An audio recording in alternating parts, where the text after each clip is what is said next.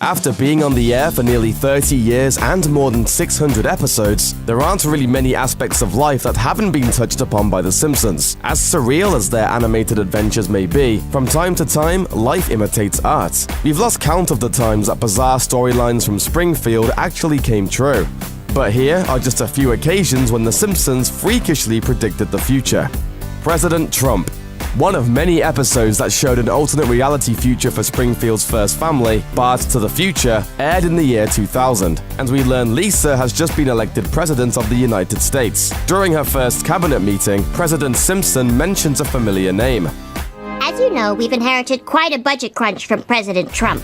We all know how the future turned out. It's worth mentioning that this particular episode was written during Donald Trump's failed presidential run in the year 2000, and the writers themselves saw the possibility of a Trump presidency as the most ridiculous thing they could imagine for the future, which can only mean that Lisa Simpson is up next. And then, President Kang. All hail President Kang! Could be worse. We could be eating Soylent, which is literally named after ground-up people from a sci-fi movie starring Charlton Heston. Wait.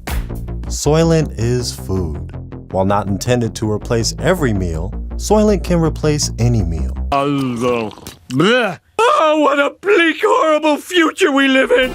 All you can eat. In 1992's New Kid on the Block, Homer sees a TV commercial for an all-you-can-eat seafood restaurant called The Frying Dutchman. Homer proceeds to eat until closing time and gets kicked out, while still hungry. He sues the restaurant for false advertising, but Homer and the sea captain come to an agreement.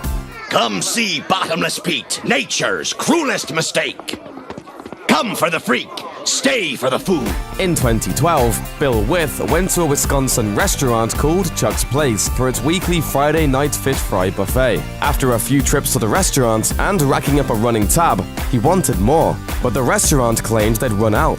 That's when Wiss refused to pay. We asked for more fish, and they refused to give us any more fish. The owner of Chuck's Place claimed Wiss had eaten more than 20 pieces of fish and was violating the buffet's no-sharing policy. He came back with a vengeance. And he wasn't done. He came back 2 days later with a picket sign.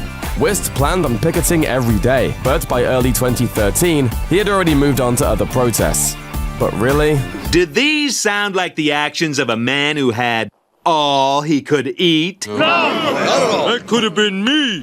People unknowingly ate gym mats. Over the course of the series, the secrets of Springfield Elementary's lunchroom cost-cutting have been explored again and again, but even lunch lady Doris has her limits. Where do you want these beef hearts? On the floor. In the 1995 episode The PTA Disbands, even Doris objects to using shredded newspaper and old gym mats as ingredients. Posh. Shredded newspapers add much-needed roughage and essential inks. Besides, you didn't notice the old gym mats. There's very little meat in these gym mats. In 2014, a minor but disgusting scandal developed when the Environmental Working Group released a report that found a compound called azodicarbonamide in around 500 processed food products, primarily breads, including Pillsbury dinner rolls, your favorite $5 footlongs, and Wonder Bread. So if you've ever wondered what put the wonder in Wonder Bread, it's yoga mats, and yoga is totally healthy. The Baby Translator. By season 2, Homer had met his long-lost brother Herb, but he leaves Herb in financial ruin after he bets his whole car manufacturing business on a ridiculous car Homer designs, which was called the Homer, obviously. Any questions? Left destitute, he moves in with The Simpsons, where he creates a baby translator that turns an infant's noise into English. Maggie!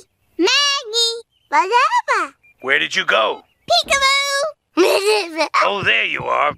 Very amusing. The original episode aired in 1992, and by the year 2004, Japanese tech and toy company Takara developed a real-life prototype of something very similar. After previously selling a device that analyzed the sounds of dogs barking, the prototype analyzed the baby's sounds, facial expressions, and body temperature to alert parents if the baby was hungry, tired, or needed to be changed. While the final product never emerged, other companies took the reins and produced other devices to analyze memorize the fleshy, wet, loud riddles that are infants, ensuring that you'll always be able to completely emotionally detach from your helpless offspring. Yay! A donut-shaped universe. At the end of They Saved Lisa's Brain, a 1999 episode in which Lisa and her local Mensa chapter attempt to rule Springfield with their superior intellect. The smartest guy in the world makes a cameo, physicist and cosmologist Stephen Hawking, and he has some very interesting ideas. Your theory of a donut-shaped universe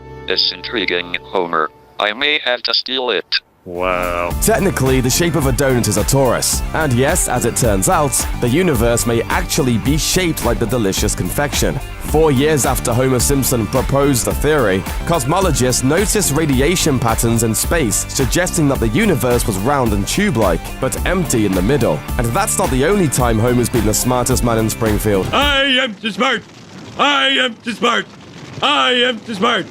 S-M-R-T. I mean S-M-A-R-T. The Higgs boson. While first proposed in 1964, it wasn't until 2013 that physicists discovered the Higgs boson, the field that basically holds atoms together. In other words, the discovery helps to define the very fabric of existence and helps to maintain how the universe and matter work.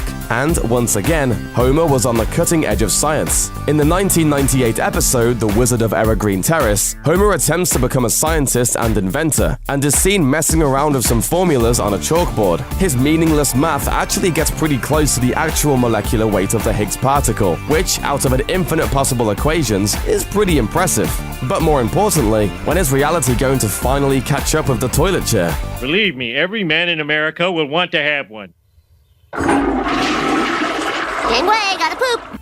Lady Gaga. The halftime show of the 2017 Super Bowl made headlines, with Lady Gaga delivering a performance that was absolutely surreal, featuring high-wire stunts, pyrotechnics, and theatrical costumes. Having provided her own voice for her 2012 appearance on The Simpsons, Gaga was definitely familiar with her earlier animated performance, which bore some striking similarities to her Super Bowl show. Granted, Gaga's Springfield self was only a slight exaggeration on her normally outlandish persona. It's me, Gaga! Why is everyone looking at my purple hair full of bluebirds? But this one is pretty spot on.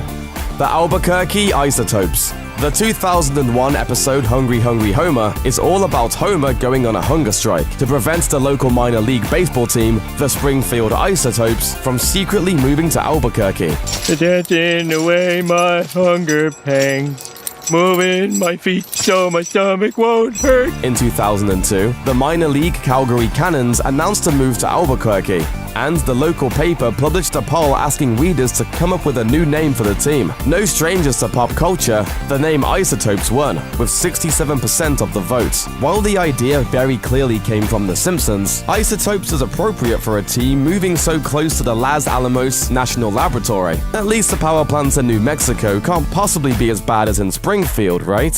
While in southern New Mexico, federal officials have confirmed that a local nuclear plant is leaking waste and releasing radiation into the surrounding area. Nope, those suck too. Stay safe, Isotopes.